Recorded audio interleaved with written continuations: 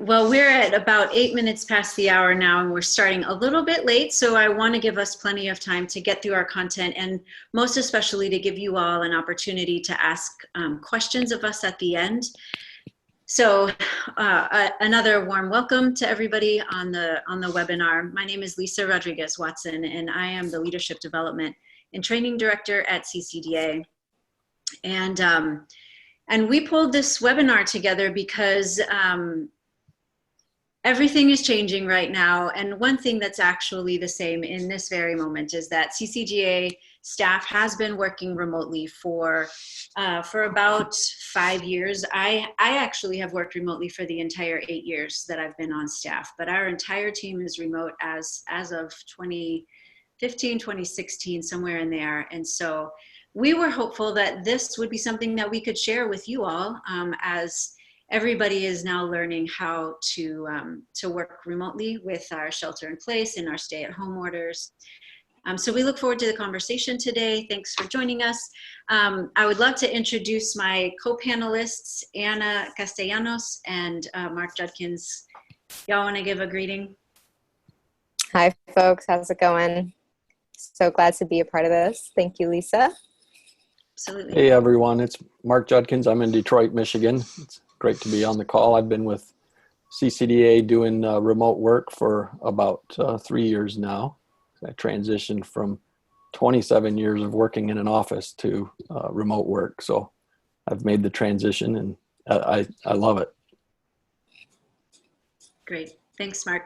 So we're talking about practical tools for working from home. And first and foremost, as folks who have worked in an office previously, you have to manage some of the logistics of transitioning. So what does that mean mentally? What are some of the things that you have to transition? Oh, I forgot to say that you should like us on Facebook and Instagram and all the social medias. Our handle is @IamCCDA. So quick mention there. The logistics of transitioning, there's a mental shift that happens, as well as a physical shift of going from an office environment to one that you're either at home or in a coffee shop or some other public space. And I think that one of the biggest things that we feel when we transition from office environments to remote environments is that gap of personal interaction where you're seeing people and you're passing spaces with people and you're a little more alone in terms of that interaction. So you've got to make a sort of a mental adjustment. The other thing that we'll get into in a little more detail is a management style change, and Mark will walk us through that a little later in the webinar. But obviously, if you're not in the office with someone, you can't just pop by their desk, and you've got to figure out a new way to manage remotely. Setting the boundaries around remote working, and folks have come up with some great ideas for how to do that. Work expectations are included in that. Having a safe workspace, really knowing like every day, okay, this is where I'm working from. This is my office. I use two spaces in my house. One is either my dining room table, and the other is we have sort of an office area in the back of our house. In the winter, that's actually less comfortable because it's cold back there.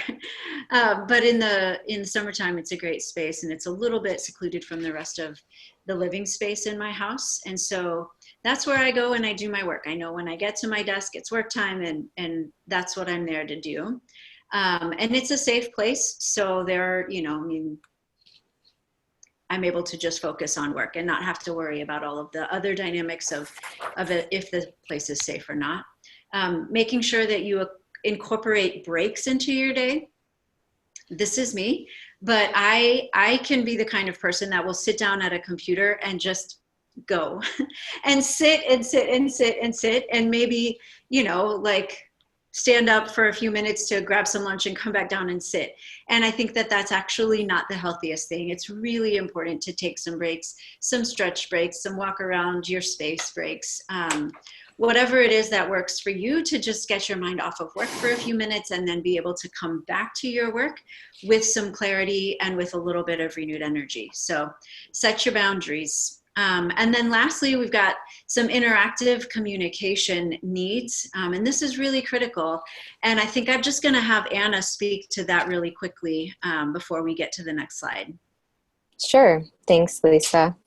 Yeah, like Lisa said, it's one thing when you're in an office together, you can pop by somebody's desk and check on them, communicate with them, say something in just a sentence or two, but you can't do that when you're remote working. So you do have to have a few different modes of interactive communication, such as Google Chat, some people use Slack, but kind of a virtual office space where you can check in on each other, ask those quick questions, something a little bit more casual than an email perhaps, but definitely a platform that everyone in the office uses or everyone in your company uses to streamline that communication so you know where to find people and it's all in the same place.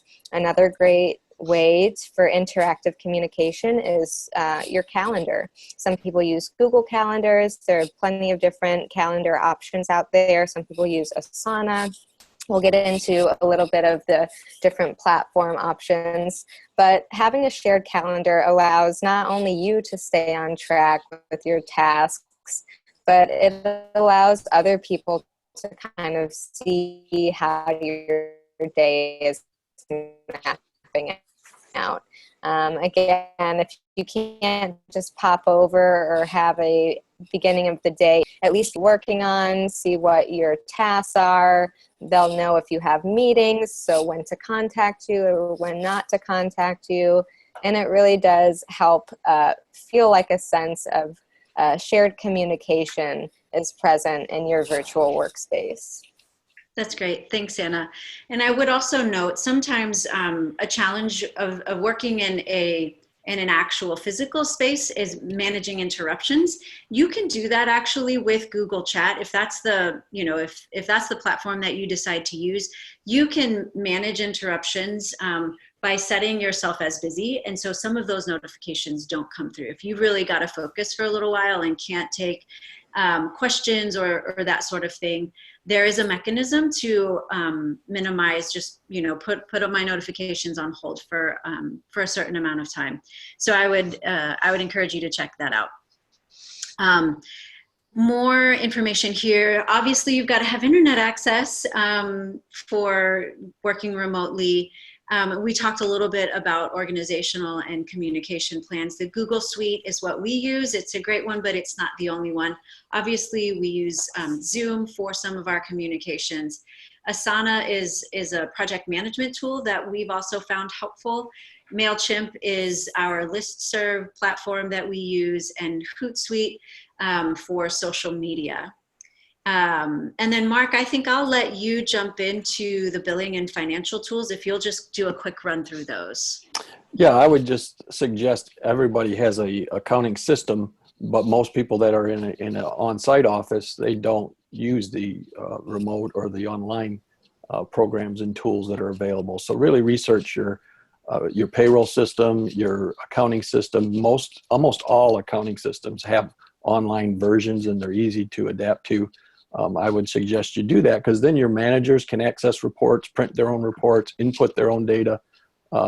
Staff can input their own timesheet. Things like that can, depending on how deep you want to go, things can be very easily input from a remote location, and you don't have to have somebody else do that.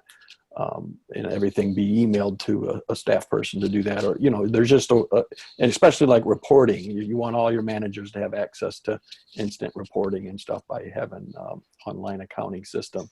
And then you need to have some kind of reimbursement system that's online. We use Expensify. There's many of them, just so people aren't mailing groups of receipts to an administrator.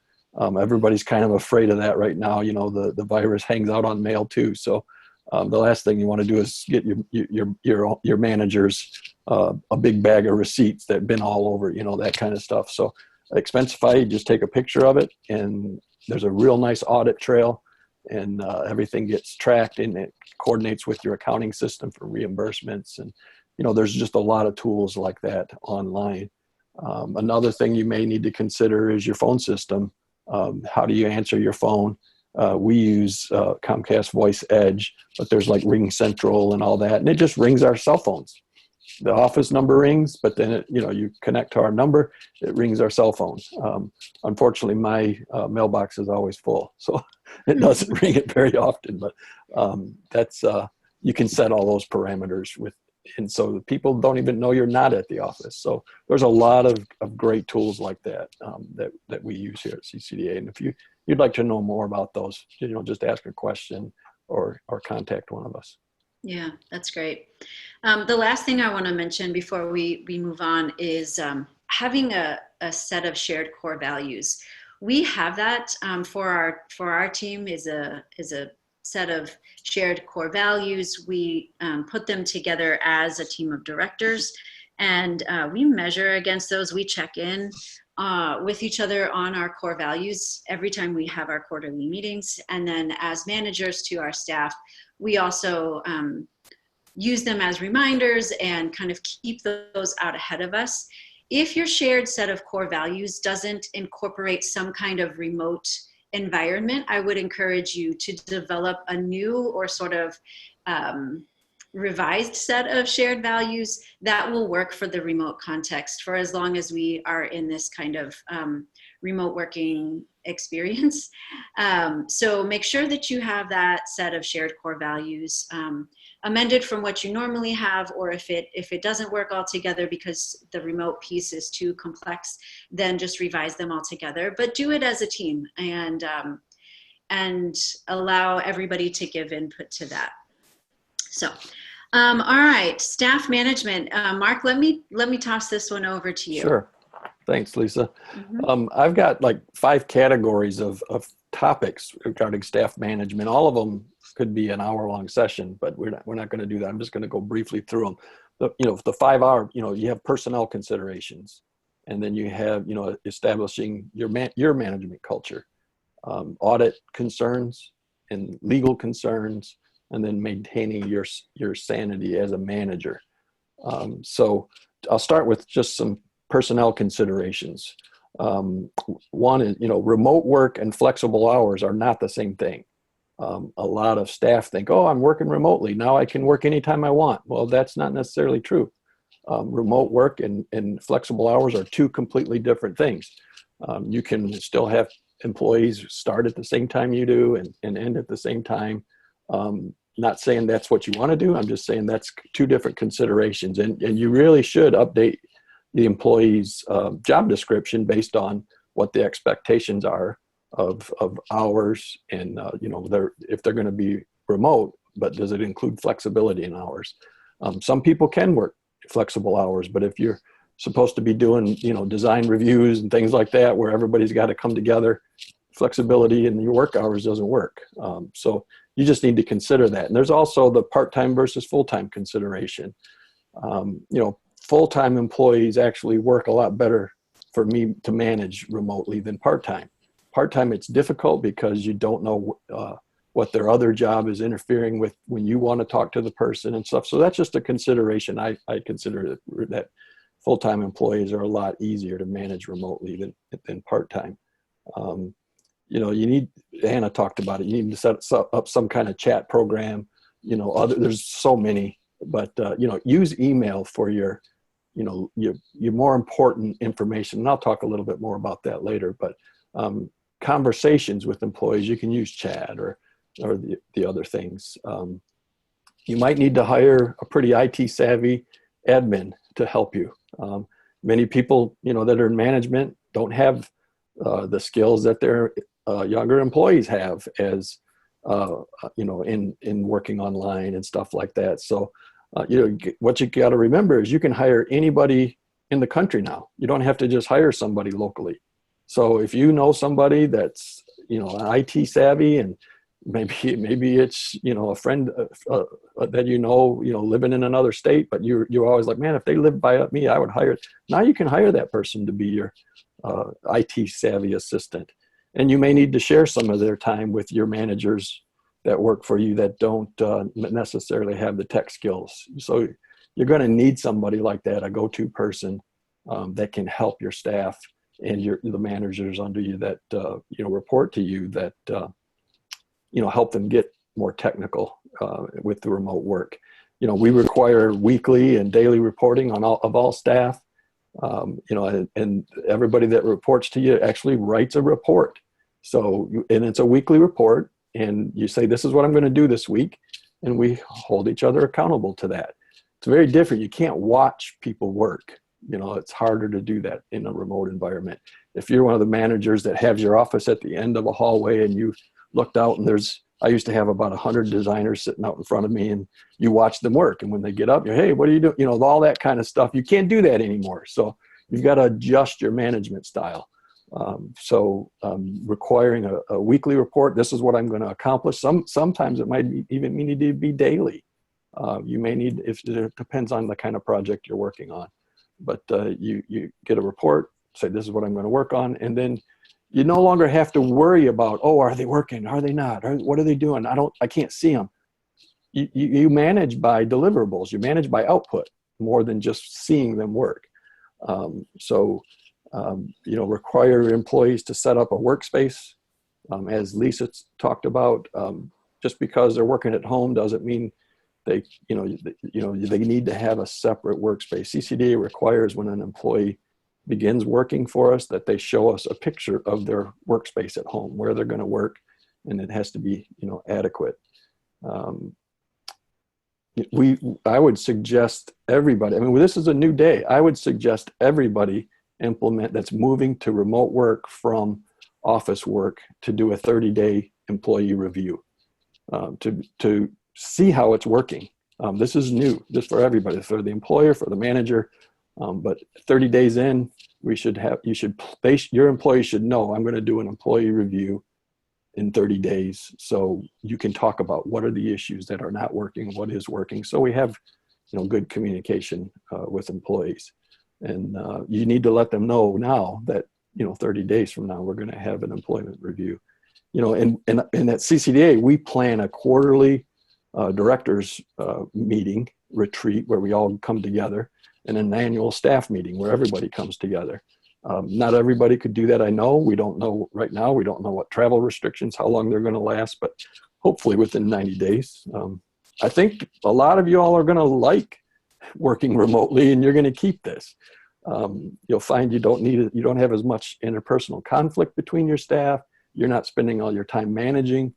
Oh man, their perfume smells so bad. I can't, I spent half my day managing that kind of stuff. Why do they get to come in 15 minutes late all the time and you don't say nothing?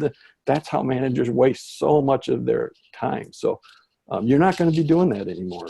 So, there's a lot of other things. So let's move on to, establishing your culture, your management culture. Be sure to make time to listen to your employees on the Zoom calls. Don't just talk at them, because you're not going to have those casual conversations when they come in the morning and when they leave. Those things don't happen as much anymore. So you need to make sure when you do have a meeting that you take the time to hear from your employees. And, you need to set clear daily, long-term, weekly, or even longer term goals for your employees and hold them accountable. Set up virtual task forces and be part of them occasionally, just so you can monitor how employees' productivity is in this, and their participation, and then look at the results of these task forces. Anna talked about having shared calendars. That's so important, because you don't want to, when your manager's making a sales call to one of your most important, clients, you don't want to be on the phone saying, hey, pick up, I got to talk to you right now. You want them to be doing what they're doing. So they need to put their meetings in the calendar, and then you should respect those as a employer. Have a midweek employee just check-in time. We call it a water cooler Wednesday, where all our staff come together and just hang out. We have a rule: you can't talk about anything about work. And I don't know if somebody else, Lisa, is going to talk about this, but it's really important for you to still establish that rapport with your employees and just hear personal stuff, and know what they're facing, and listening to them. That midweek water cooler Wednesday for us works. It's a half hour. We just do it on a chat, and I think we do Zoom. Yeah. And we just, It's actually, we use Google Hangouts, but similar to Zoom. Meet with your managers that report to you regularly, but give them time to adjust to working remotely too. If you're like a top manager and you have management that are managing employees working under you, they are super stressed right now, trying to figure out, how do I manage my people and report to you? So make sure you give them time to adjust to this. Give them these tools that we're sharing with you. Make sure you give them time, because it's not just the danger is the most internet savvy, the tech savvy, or the social media savvy employee is the one that's going to get your attention, because but they may not be your best employee. They may not be the hardest worker. They may not produce the most for you. You need to set systems and goals in place so you know who's being productive and who is not. Don't think the most extroverted person is the one that is your best employee just because they're great in meetings online. Continue to develop your virtual management sense. Take time to make sure it applies to work at home, and you are not, overreacting. A lot of times I felt like when I first started, I overreacted, like, oh, they're not working right now,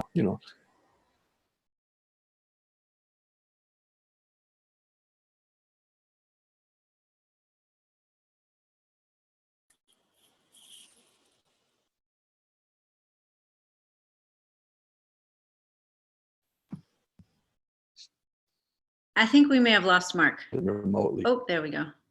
There we go. Can you see it? Yeah. Yep, we got it. I would suggest that. And then whatever your normal management style you use, I don't care if, we use Rocket Fuel at CCDA, but you may use Good to Great, all these other things that, management stuff. That stuff still applies. You just have to adopt it to an online environment. Take time to intentionally adopt your favorite management tools to a virtual or remote environment. You need to make sure you review and keep your online presence up to date on social media and your website, because today that's how people are going to know you. They're not driving by your office. They're not seeing your office. You need to make sure that looks great and is really up to date. And next, I'll talk about some audit concerns. You need new financial checks and balances. I've experienced this with our audits. You need to review all your processes. There's the audit next year, the 2020 audit that'll happen next year. They're going to still evaluate everything and make sure you're following your processes, make sure you have all the checks and balances and you have separation of duties. All those things will still apply. So that's what you as a manager need to be thinking of now, is how do I still meet all those audit requirements, especially if you're a nonprofit. You have to have an audit. Churches obviously not as much have to deal with that, but all your processes as a nonprofit get looked at, and how you have checks and balances and are carefully monitoring grant requirements and things like that. We talked about Expensify. Make sure you have something like that for reimbursing, and a good audit trail for that. Don't be afraid to have employees submit timesheets. I know every employee in here hates to hear that, but even the salaried employees. It's a new day. You have to figure out how to show, establish trust that my employees are working, and I'm paying them for the hours they're working. So, timesheets may be a thing you have to go to for a short time, or you may end up doing it all the time. And have the employee supervisors or managers sign their timesheets. You need a document sharing environment, such as G Suite is what we use, and some others have talked about that. That way you can collaborate on documents just like you would sitting in an office. We all edit and change the document right online, all working on it together at the same time through G Suite. So it works great. Transition, we talked about accounting systems and your phone systems, those kind of things you need to look at. Legal concerns, you need to be sure that your employee's email all has a statement at the bottom that this information is intended for the recipient and cannot be read or distributed for any other use than being read by the intended recipient. If you want to know what that all says, ask any CCDA employee to send you an email. We have that at the bottom. That's very important, because now almost everything that makes your company competitive, you're going to have going through emails and things like that. So your competitive edge as a employer, or your trade secrets or your intellectual property is all going to be out there. That kind of communication should always go through email, not chat, not text. It needs to go through email, so it's documented. It's a legal document that has that statement at the end. That way, what makes your organization unique, you got to be careful not to let it get out into the public domain. And employees like using all these cool and other ways of communication, but email is a legal document that if it's in there and you have that statement on there, it can't be taken from you and used for anything else. We also have, the HR 6201, Families First Coronavirus Response Act, just was passed on the 18th. This thing is so fluid. It's going to cause a lot of us managing people concerns. I can't really comment how it's going to affect us, but we do know it's creating, which is great, some sick time, some extension on the FMLA. It applies to all organizations, not just those over 500. As FMLA only applies to organizations over 500. But what you have to do is make sure you know that's out there, and your employees, you want them to have access to it. And as employers, you're going to get some relief from federal, state. We don't know how that's going to look yet, but we will, as employers, we will have access to some of that relief money that they're voting on still. We don't know what that's going to look like, but we do know the sick leave has passed. That was passed on March 18th. You need to update your personnel manual for all these processes. Your personnel manual needs a thorough review. As like I said, so do job descriptions. You need to review your insurance commercial policies. Your premises are vacated. Do they still insure your premises if they're vacated? We don't, you got to look at your policy on that. Your vehicles, your business interruption, loss of receivables, all that stuff you need to review. And, we can't put our employees at risk. When you ask them to do things, like go check the mail or go to the bank, go to the post office, you're putting your employees at risk right now. I guarantee you there will be lawsuits in the future about this. So you need to make sure you're giving your employees the personal protective equipment they need, and don't put them at risk, and don't require employees to do anything risky. I see so many churches doing this, and I'm scared for the future of the church, because people are putting church employees at risk by saying, "Oh, we don't have to listen to this." If someone gets sick, there will be lawsuits. Yeah. Mark, Mm-hmm. I think we probably need to give just a little bit of time. Can you maybe say one or two more things Yep, I'm almost done. Okay, great. Yep. And then, your board of directors, they're going to be, you got to learn to manage them. I mean, this is going to be crazy times. They're going to be demanding a lot from you. And the last thing I'd like to say is, have a home office. Set up a home office, because you don't want your family to watch you engaging with your employees. You don't want to scare your children or your spouse or your grandchildren. Make them think you're not nice because you have to discipline folks. Don't be afraid to. You still got to manage. You still got to discipline people. You're still going to have your staffing consider. Your family doesn't need to see you do all that. That would be there's. If you want more information on any of those things I talked about, feel free to reach out to us. Like I said, I've got tons of comments and thoughts on all 5 of these areas. So, so thanks, helpful. Lisa. Yeah, thank you, Mark. It's very, very helpful. Anna, can we jump to you on organizational stuff and then project management? Yeah, sure. So as we transition, a lot of us, into a remote workplace culture, we have to kind of adopt new norms of what it means to go to work, and what that looks like as an organization and as a culture. So developing that culture as a team is really important to establish guidelines, to establish standards for when you're working.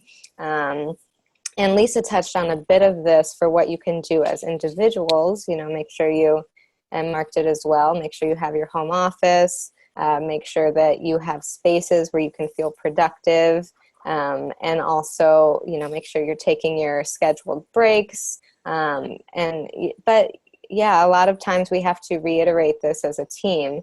It can feel a little bit disorienting sometimes to be in the same place that you work as that you spend time with your family or that you're making dinner. So being sure to set those boundaries for yourself, knowing that just because you're working from home, you don't always have to be at work.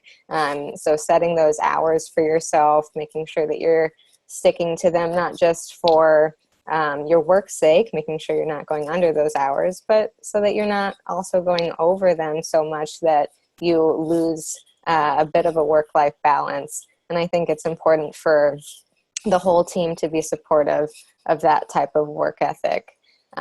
So establishing that, yeah, just because you're always in your workspace doesn't mean you always have to be working. At the same time, you know, a lot of this is transitioning to face-to-face meetings and face-to-face communication to video communication and chat communication. So there's definitely a new etiquette that's going to go along with that. I know we have probably seen a lot of different of the video conference fails going around right now as people are still adjusting to them. But just some tips, you know, like treat it as you would an in-person meeting. You know, arrive presentable to your meeting, arrive early. Don't come in late just because, you know, it's a video conference and no one can be there to check up on you. You have to check up on yourself and make sure you're getting to all your appointments on time.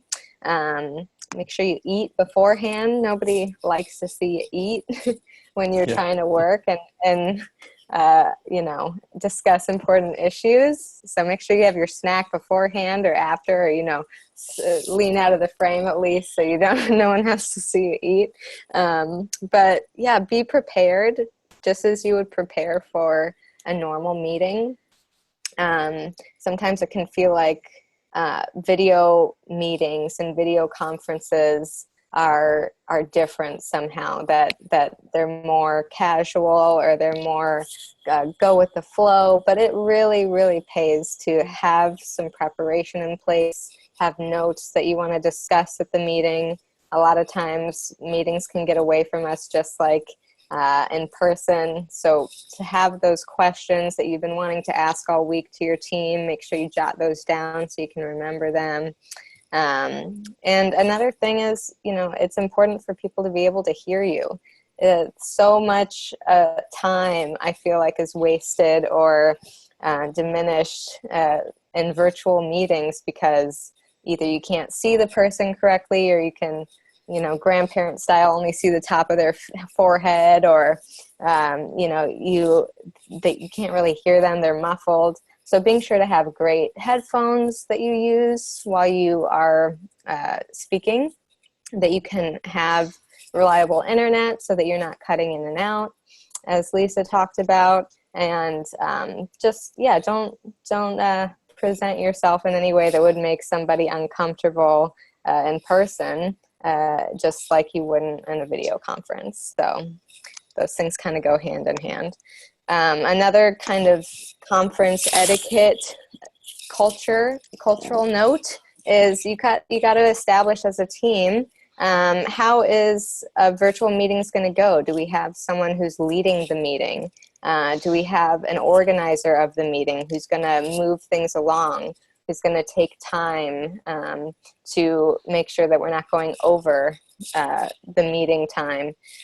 Someone who can either pick people to speak one at a time, or sometimes when we go around as a group to all share what we're working on or how our week's been, whoever speaks will choose the next person to speak until we've chosen everybody. So make sure you kind of have those cultural notes of how your team works, how your team communicates. Maybe you even raise a hand and wait for your organizer to call on you, take it back to school. But make sure you have those systems in place. So next we can talk about some project management. I think it's really important to establish a good presence in your virtual team.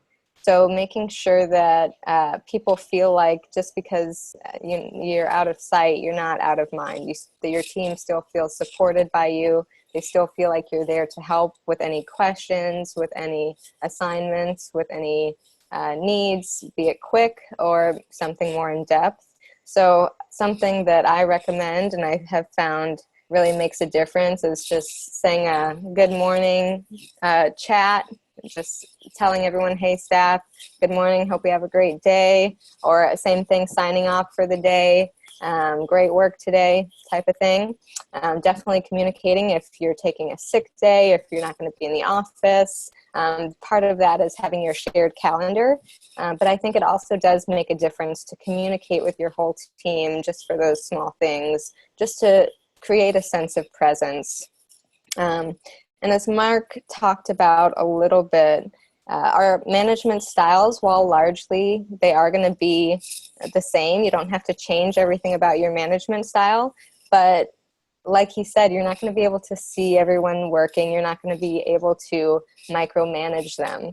So part of that is creating a culture of trust within your organization to really trust and support each other to meet their goals, to meet their daily goals, their weekly goals, their goals for the quarter, whatever it may be, and doing that by tracking deliverables, like Mark said, by having really goal-oriented tasks so you can, check up on people when needed, send that per my last email just to check up and close any loops. But really you're relying on a culture of trust and support that, I trust you to do your job. I trust that you're going to do it well, even though I'm not here to see you.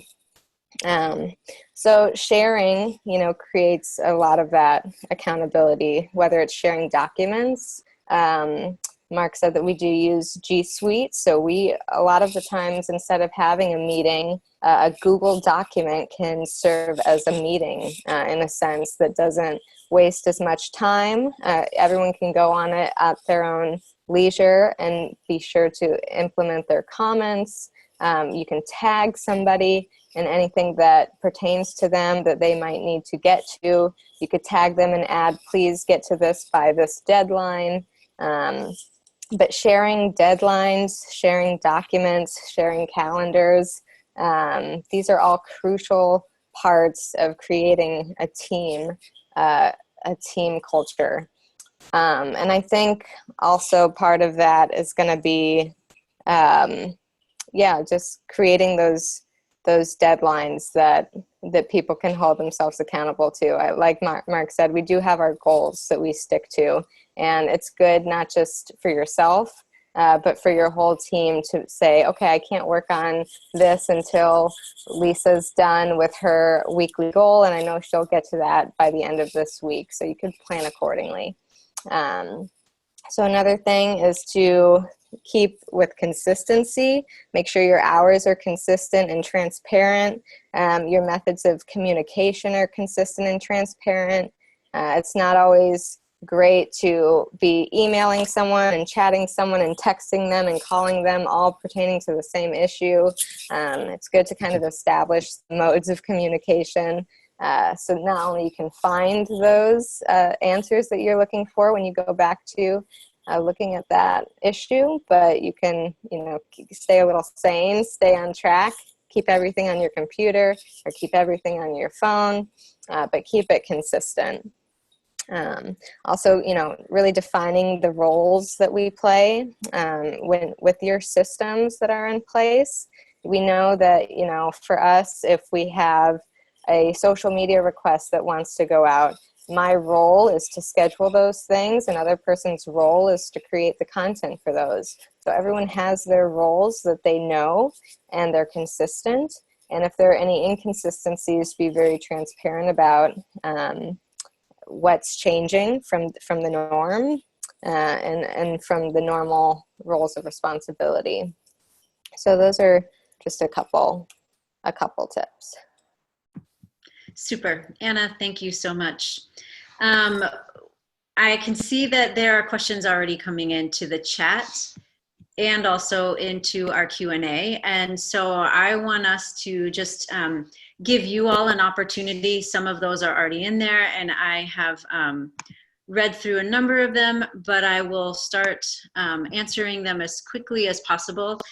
Since we started late, I'm wondering if maybe we can just go a little bit past the hour, because eventually we'll load this actually up on Facebook, and I would love to give an hour's worth of content. If you have to drop off, totally fine.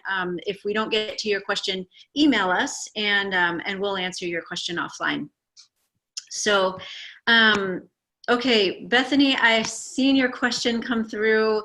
How do we manage staff with children at home due to the current situation? And I'll say this, even those of us who have worked remotely for years and years are still trying to figure out what it means to both be an employee and manage staff from home with kids that we're also trying to educate right now. So it's not like in the summer when our kids are at home, you know, maybe they're at home a little bit more because the camp gets out earlier than school or whatever the case may be. We are both educating our children and working full time. So that adds an additional layer. One of the things that we've done in our house is we've set up an entire room for the kids to do school, and it was once a playroom. Everybody has a desk, and it's just thrown together. And I know that not everybody has, you know, a separate space for that, but as much as possible, even one part of a room that you are already using, that you use just for the daytime, and try and say, okay, 45, this is what we've done, 45 minutes of work time, 15 minutes of break, so that there is an expectation for them, the kids, that they have to work 45 minutes and you've got to stay focused, and then we'll take a 15-minute break, and then we'll just run that cycle over and over. It's not perfect. We're on day 3 and we're learning. So that's a challenge for sure. And managing folks. I think that Mark differentiated between working remotely and having flexible hours. Ideally, we have a set of like hours that are posted to the whole team so that you know when you can be reached, and we're not sort of messing up everybody's boundaries.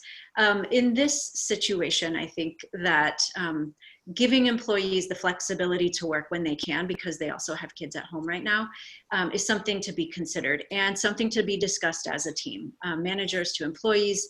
And again, this is a grand experiment that we're all just trying to figure out. But those are a couple of things that I've done, that we've done as a staff team, is saying, okay, flexible hours, you can work as need be, because we understand that you guys are having kids at home. Can I jump in there, Lisa, Yeah, and just absolutely. give a couple of comments? Yep. 2 things.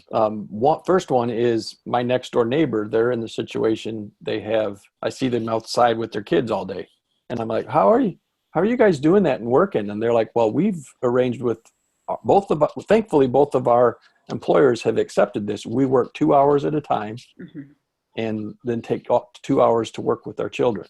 And so they're rotating that time, and they've arranged that with their employers. So it's just important for you to share with your employer what your plan is, you know, mm-hmm. and they're happy to do that. And their employers are great. They said, well, they only have to work 6 hours. I'll let them work 6 hours. So, mm-hmm. you know, that covers almost the whole day for them, right. That they rotate like that. That was creative to me when I heard them say that. But the other thing I wanted to say is the act that was passed last week, the Coronavirus Family Relief Act, does allow for staff to get, I think it's 12 weeks. It may only be 10. I would have to look. 10 or 12 weeks of FMLA for those kind of situations that you can't work because you have to take care of children. Not just because they're sick, but just, you know, you can take FMLA leave to care for children. So if you find it doesn't work at all for you, you got a house full, you know, how can I work, you know? So, I mean, that may be what you have to do, but it is your employer does have to accept that. Good. Okay.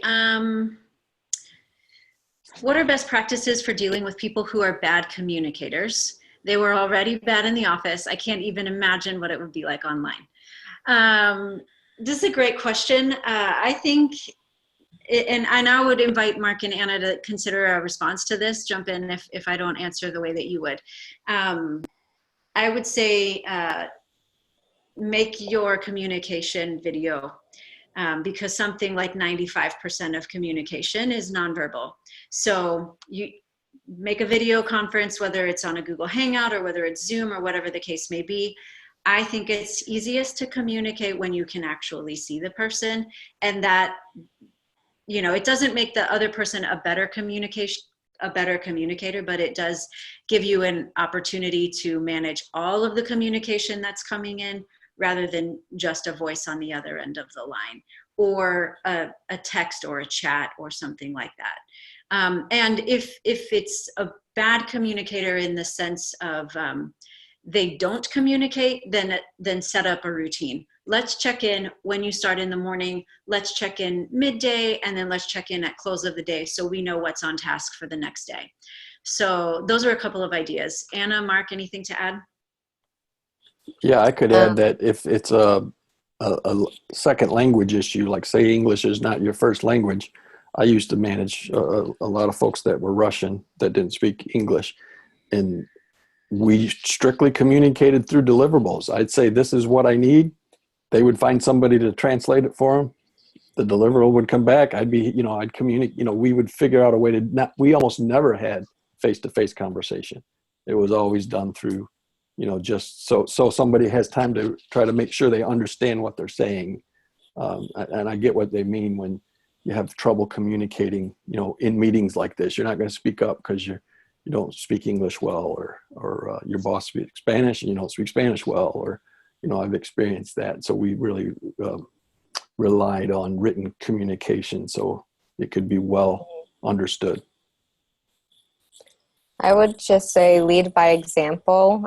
This is more for the bad communicators out there. Like Lisa said, a lot of communication is nonverbal. So a way to compensate for that in emails and in texts, my personal method is to make sure that you're showing some sort of appreciation in your tone. I think tone is so important. And instead of saying, oh, so sorry that I'm late, thank you so much for waiting for me, it really means a lot. Just making them feel supported, and I think hopefully you'll get that in return. If that's your norm of talking, then hopefully they'll pick up on some of those cues. But it really is important to while we are trying to be efficient and brief at times, to just show a note of support, or show a note of compassion, or by the way, how you doing today, or just anything like that can really help the tone of your communication. I think also just helps people feel better about the work they're doing. That's great, Anna. Thank you. Miriam, we can send the statement out that you're referring to about sort of that legal stuff at the end of an email. We'll share that. I think maybe I can drop it in the chat. Yeah, I'm going to drop it in the chat for you, and then you can have that. Okay, I have a hard time being direct in general. What's the best format to be direct with your coworkers and supervisors about issues? So it's a great question. And we're going to share a Google Drive folder with you that has how we run our meetings, our various types of meetings, our weekly check-in meetings, our directors meetings, and then the staff meeting. And one of the things that we do is we have a section called Issues, Discuss, Solve. And having that already built into the structure of your meeting is a really great way to not feel like, oh my gosh, I have to bring up this, this issue, because it's already built in. So if you have a hard time being direct in general, I would say implement the IDS, the Issue, Discuss, Solve, into your regular meetings somehow, so that everybody knows this is where we talk about the things that that are not working. And it's not just like, then we can begin to solve them together. It's not like, oh, there's this problem, you're going to fix it, or I have to bring it up, or some of those difficult dynamics that can exist at times. it's already built in, and then you're just being direct because you're just putting it into your report. So that's one suggestion that I have. Anna, Mark, anything that you guys would want to add?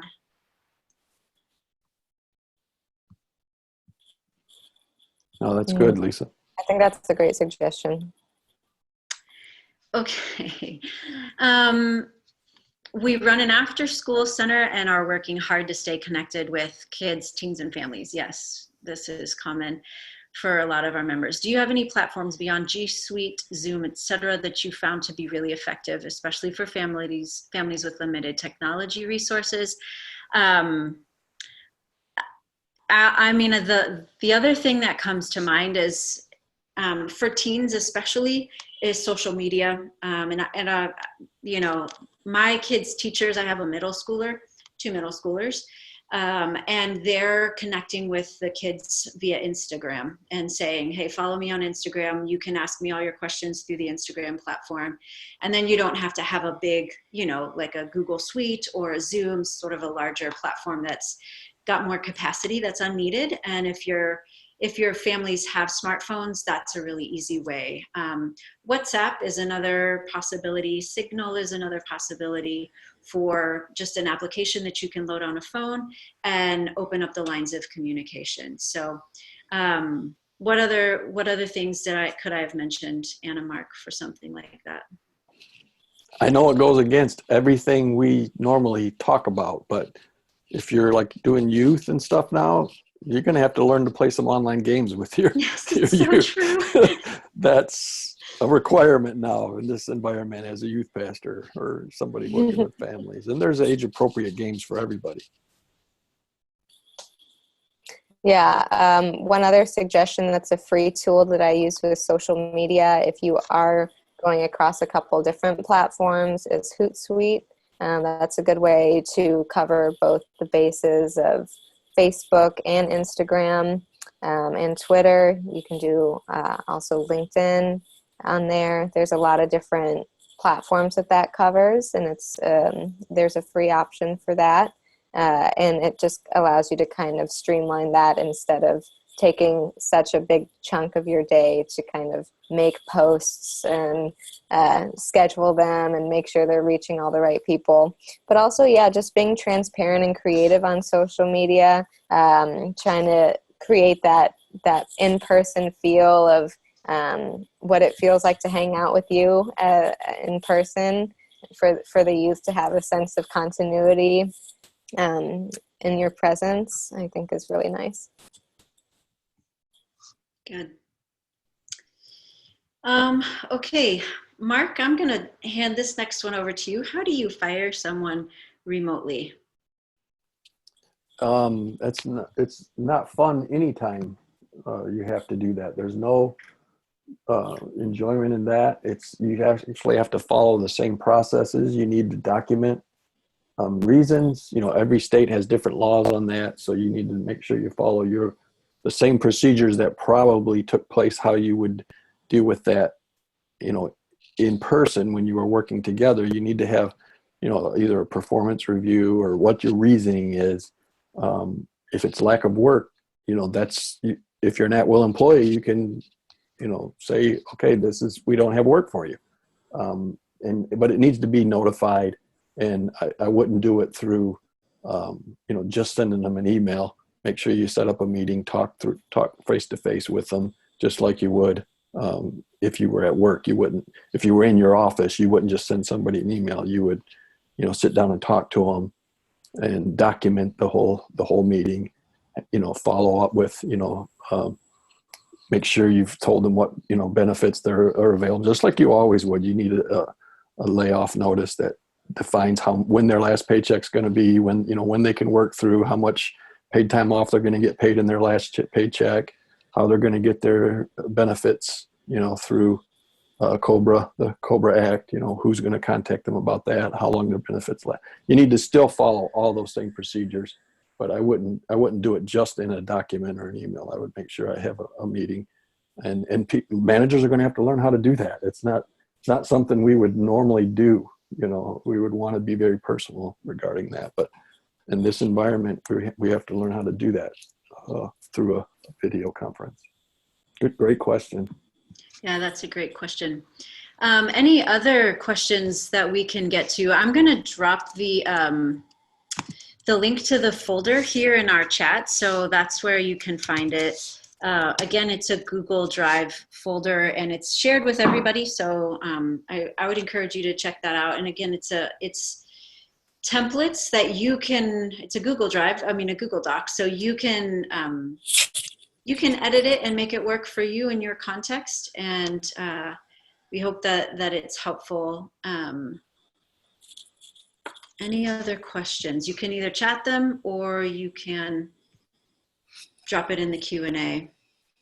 Oh, be sure to duplicate it. Someone is saying, make sure to duplicate, make a copy of that so that it, it can be usable by everybody who accesses the folder. Good. I'll give a few more questions. I'm just monitoring here on the Q&A box and the chat box, but wanted to let you know that next week we've got another webinar coming your way that we're co-sponsoring with Missio Alliance. Sorry, I'm seeing a message here. The link isn't opening up. It's indicating an error. We'll try to fix that while everybody is still on the webinar. So the next webinar next week, 1 o'clock on April 1st, Eugene Cho and Helen Lee are going to be doing a webinar on Thou Shalt Not Be a Jerk. It's based off of Eugene Cho's book, and so I hope that you can create some time in your schedule to tune in for that. It's a Christian's guide to engaging politics. So that's next week. You can find that on our social media platforms and registering on our website as well. Lastly, Kansas City. We're excited, folks. Thank goodness that our conference is happening in the fall, because with all of the upheaval regarding COVID-19, we still are really convinced that gathering in Kansas City is still an option for us. And we're really moving full steam ahead with all of that and looking forward to finally being able to be together and be the CCDA familia that we have been. So registration is still open, and you can register till the end of March for the March rate of $189. And so I would encourage you to visit our website if you haven't registered yet. We're still getting registrations, even amidst all of the sort of unknown and the dynamic changes of what COVID-19 has brought our way in the last few weeks. We are still getting registrations, and want to encourage you to do that. So seeing no other issues, we will follow up with you, Bethany, to make sure you get access to all of those documents, and I believe we've answered all of the chats in the all the Q&A in the Q&A box.